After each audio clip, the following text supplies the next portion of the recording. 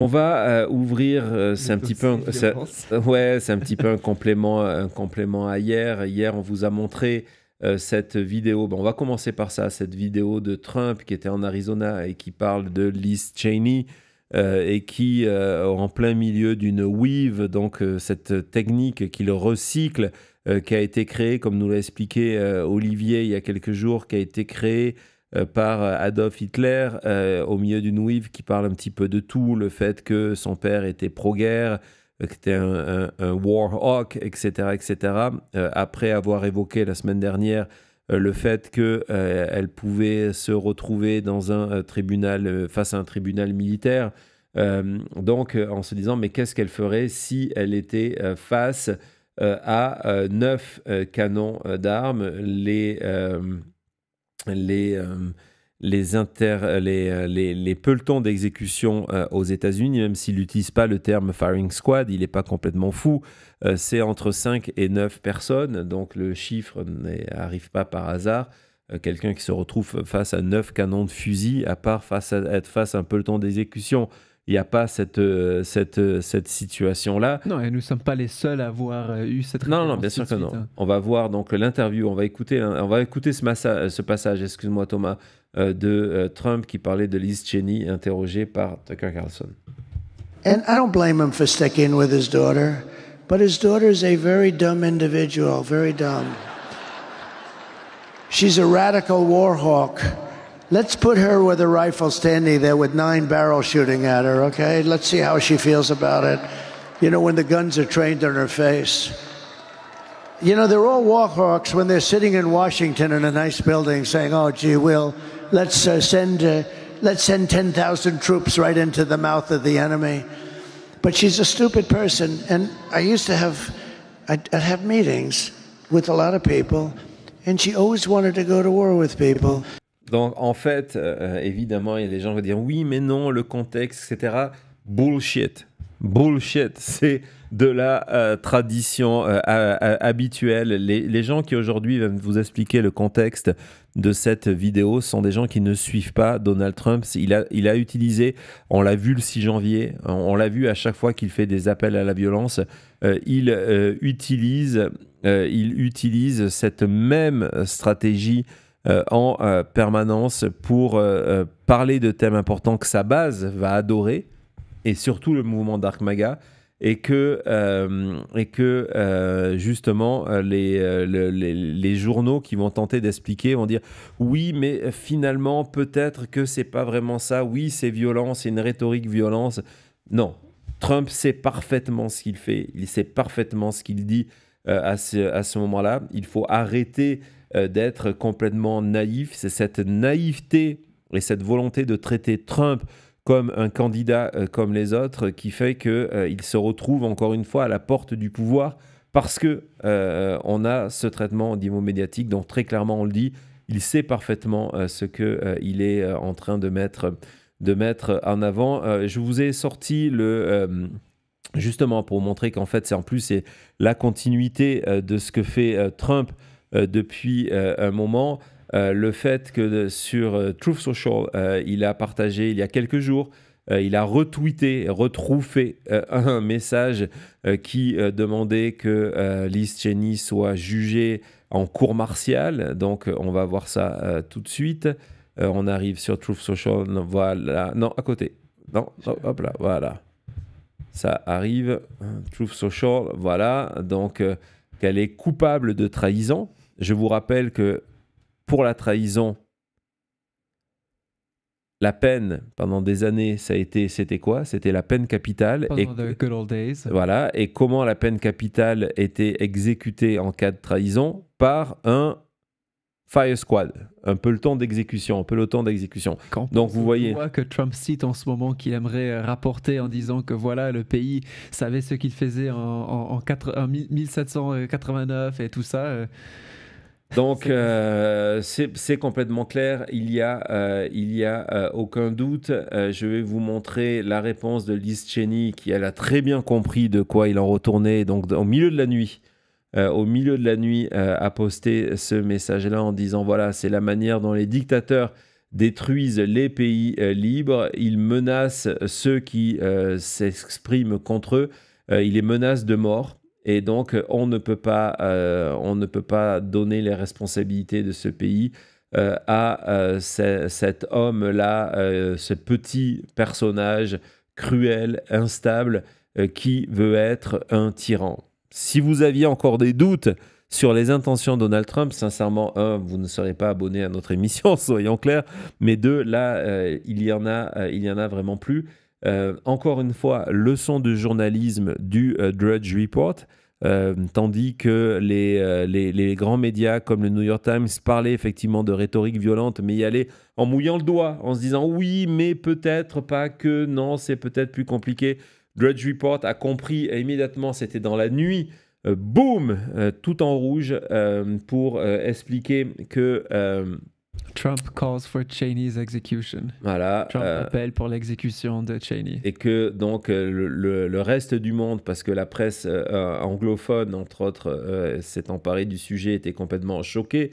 Et un article qui expliquait, Dark Maga, expliquait que depuis 2 semaines, l'ancien président, donc Trump, augmenter ses menaces violentes, le niveau de ces menaces violentes contre ses opposants, la fameuse enemy list. On en parlait tout à l'heure avec Yann. Je ne sais pas, je t'avais envoyé un moment pendant l'émission, je ne sais pas si tu l'as sauvé. Donc ça, c'était cette nuit.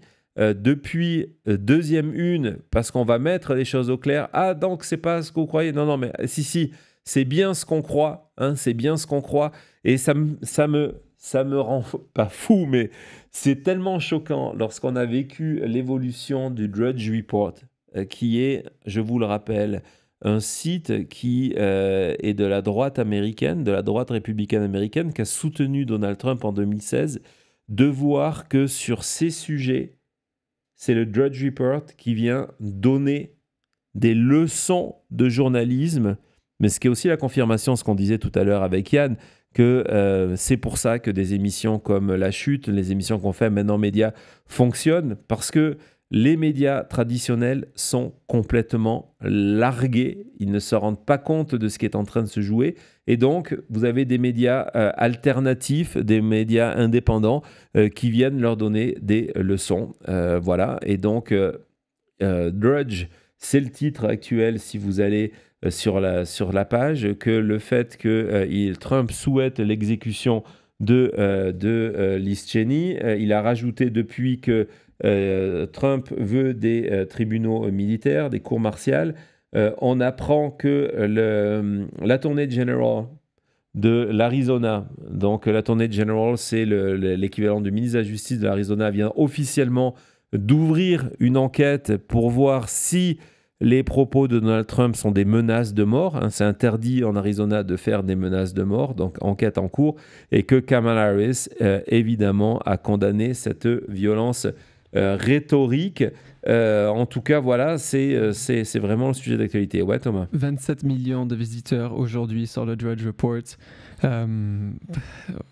Mais oui, non, c'est fou qu'on soit là. Il y a quelques jours, on a explosé parce qu'il y a eu cette phrase ou pas de Biden qui parle de garbage. Là, on parle d'exécution. Il y aura pas la même réaction. Donc évidemment, tout ça, vous le savez, ce n'est pas le fruit du hasard, cette volonté d'avoir ce discours le plus en plus extrémiste, le plus en plus violent, de menacer, d'exécuter ses opposants politiques, la fameuse enemy list. C'est un thème qui est 100% lié au phénomène Dark Maga. Évidemment, si vous n'avez pas vu ce sujet-là, précipitez-vous. Je pense que ça sera... donc c'est un sujet, encore une fois, cette vidéo, elle a vraiment besoin de votre aide parce que malheureusement, à cause des sujets qui sont évoqués... On a eu la notification de YouTube. Ouais, à cause des sujets qui sont évoqués à l'intérieur, on parle de milices armées, vous voyez en photo, vous avez les Proud Boys, etc. L'algorithme de YouTube ne fait pas de différence si on est là pour faire un travail d'enquête et dénoncer, ou si on était là pour faire l'apologie. Et donc, c'est une vidéo qui a absolument aucune visibilité, que YouTube ne partage pas de manière automatique dans l'algorithme, ne propose pas aux gens qui ont vu d'autres vidéos sur notre chaîne. Donc, cette vidéo, elle a besoin de vous, elle a besoin de pouces, elle a besoin de commentaires, elle a besoin de partage. Soyez des vaguelettes et venez le faire, parce que cette vidéo, et j'espère me tromper, et justement Claire l'a regardée hier et peut-être elle viendra nous en parler demain, mais cette vidéo, elle est peut-être la clé de ce qui peut se dérouler le 5 novembre aux États-Unis. Donc, allez la voir. C'est dommage à chaque fois qu'on parle de ces thèmes importants. C'est comme le Maintenant Matin de ce matin d'ailleurs. J'ai eu la notification YouTube. On a parlé de ce je sais même pas comment décrire ça, mais ce qui s'est passé en Pennsylvanie par rapport à Halloween et Kamala Harris, le défilé, oui. Shackle and Drown. À cause de cette section-là, encore une fois, où on parle juste des faits et ce n'est pas du tout quelque chose qu'on met en avant. YouTube a envoyé une notification comme quoi ça allait être limité, cette vidéo à qui ils allaient la montrer. Donc s'il vous plaît, oui, si ce sont des sujets que vous trouvez importants aussi, il faut les regarder, il faut partager. Donc voilà, donc ça c'est vraiment important. Et pourquoi je vous parle de ça? Parce que vous reconnaissez la photo, on a toute une partie dans l'émission sur comment Trump communique depuis donc on dit signal en anglais, donc c'est du signaling. Comment il communique avec les Proud Boys et avec les milices armées via le mouvement Dark MAGA, donc c'est néo-nazis, c'est suprémacistes blancs, etc., etc. Ça peut paraître fou comme ça, mais allez voir l'émission, encore une fois, partagez-la. Et donc, je vous avais raconté dans l'émission donc, cette utilisation et cette pose du code couleur, qui est le code couleur, vous le voyez à côté de manière très claire, des Proud Boys, et aussi désormais l'arrivée de Donald Trump sur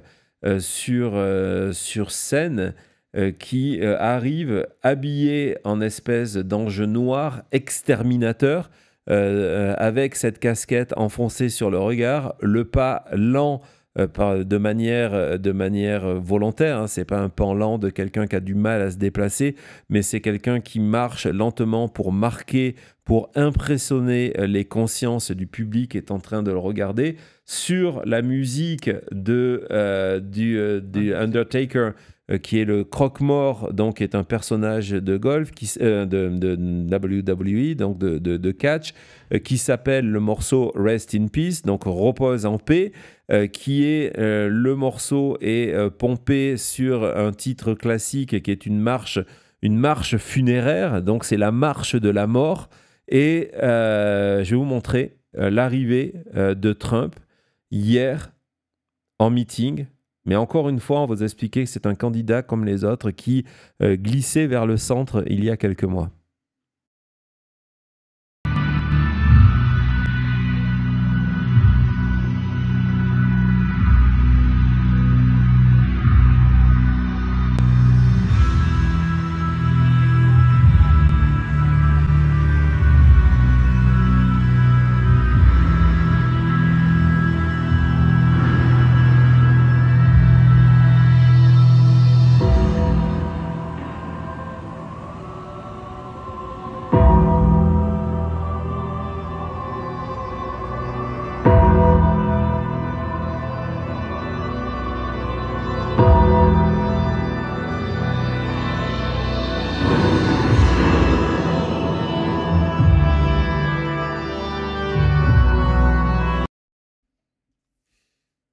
Cette vidéo est malade, elle me met les frissons, pas pour les bonnes raisons. Cette vidéo est complètement malade. Vous voyez la distance, il y a ce côté Dark Vader avec, comme le disait Thomas. Absolument. Ouais, et son armée qui est entourée. Ouais, le glas qui retentit, les véhicules du Secret Service qui roulent à côté de lui avec volontairement les gardes qui sont debout sur la voiture. Alors que la zone a été ultra vérifiée, que c'est même pas nécessaire. Le Secret Service voulait vraiment s'assurer de la sécurité de Trump. Là, il ne laisserait pas faire cette marche où il passe de l'avion sans protection. Non. Il prend son temps à sa marcher, s'arrêter avec la musique. Pas du tout. C'est une mise en scène pour avoir ce moment hyper fort où le gars arrive habillé en noir avec une musique de mort autour de lui. Son armée, ça donne l'image de ça. Ouais. Vous voyez, même les gens qui sont là, le public, n'a pas eu une bonne... Ils doivent tous se retourner pour voir. Attends, mais c'est l'arrivée. C'est un truc de fou. Et tu sais quoi? Ces images-là, bah vous savez quoi? Vous ne les voyez pas sur les médias. Vous ne voyez pas sur les médias. Je pense être le seul à vous les partager ici. Je parle aussi bien évidemment de France. Je ne parle même pas de médias français, non. Mais des médias américains. Personne ne vous montre ça. Et donc, c'est hier Donald Trump. Donc, il y a cette montée en puissance. Évidemment, on menace Liz Cheney. On continue à parler d'ennemis de l'intérieur. On précise que ces ennemis de l'intérieur et les alliés américains sont plus dangereux que les soi-disant so-called, les soi-disant ennemis. On parle tous les jours de tricherie, que Donald Trump est super en avance dans les sondages et dans les organismes de Paris. Et voilà quoi. Au début, je me souviens de ces rallyes, quand il sortait et il y avait la musique, une musique à la YMCA, de rock qui fait bouger tout ça. Il avait des moments où il s'arrêtait pour applaudir la foule, saluer avec la main la foule. Il avait le sourire. Tout ça, on l'a perdu.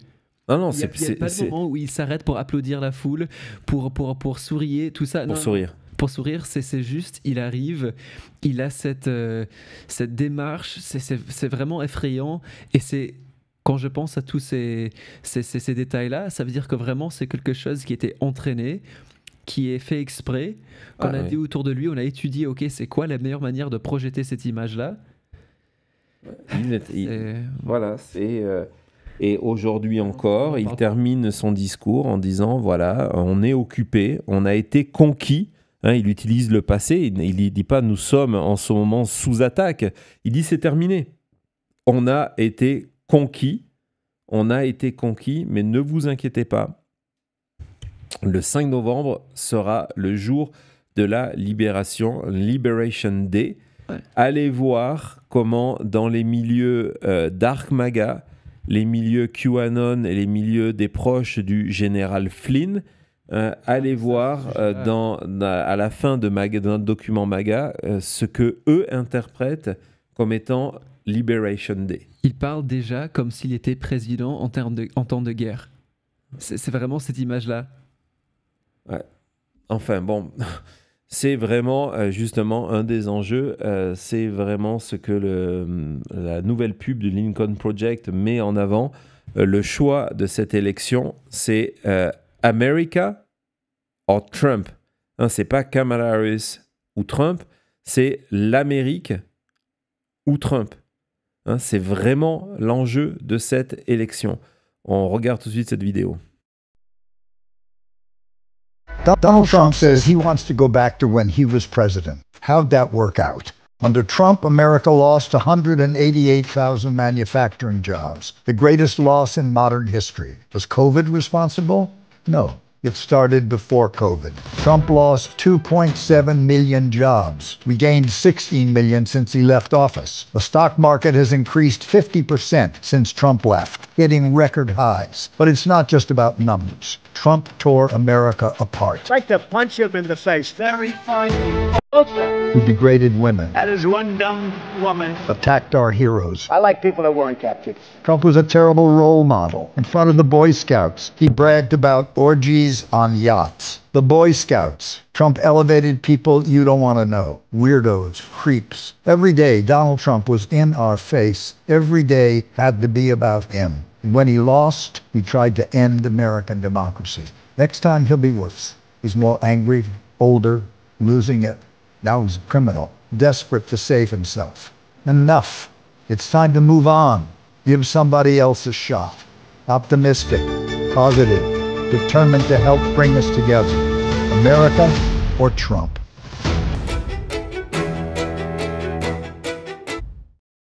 America or Trump? C'est vraiment l'enjeu de cette élection. Vous l'avez compris, on est loin de se dire est-ce qu'on s'en choisit entre un républicain. Il ne l'est pas de toute manière, soyons clairs. Je connais des républicains qui sont membres de ce parti à vie. Membre à vie, ça existe, on peut être membre à vie d'un parti. Ce ne sont pas des Donald Trump. Donc, il n'est pas républicain, donc ce n'est pas un choix entre un républicain et un démocrate. C'est le choix entre une candidate qui souhaite défendre des valeurs démocratiques et un candidat, qui, comme le dit Liz Cheney, qui souhaite devenir un tyran, un dictateur. Et justement, en parlant de Liz Cheney, évidemment, on a découvert son combat contre Trump dans le cadre du 6 janvier. Et je voulais terminer cette émission, ça fait 2 ou 3 jours que j'ai cette vidéo, puis on n'a jamais le temps de la regarder ensemble, et puis parce qu'elle ne rentre pas dans le cadre de l'actualité, mais je voulais vraiment que qu'on se la partage, parce que c'est un témoignage fort d'un élu qui, justement, le 6 janvier, était le dernier élu à avoir été évacué, parce que oui, on est quand même passé par là, le 6 janvier, donc a été évacué du Congrès, qui était prêt à voter pour certifier l'élection. Et je voudrais qu'on écoute son témoignage, ces mots qui sont d'une extrême clarté, d'un extrême courage, et qui me révolte encore plus lorsque, j'insiste là-dessus, on dépeint, et je parle principalement des médias américains, mais aussi au Québec, aussi en France, Donald Trump comme étant un candidat comme les autres. On écoute immédiatement cette vidéo. First of all, it is offensive. I mean, I was the last person off the House floor on January 6th. I took over for Speaker Pelosi. I went into the speaker's lobby and I saw this mad, deranged crowd smashing the glass, trying to get at us that day. 140 law enforcement officials were injured. Some died from their injuries. Staff were traumatized. If these people got at us, they would have killed us.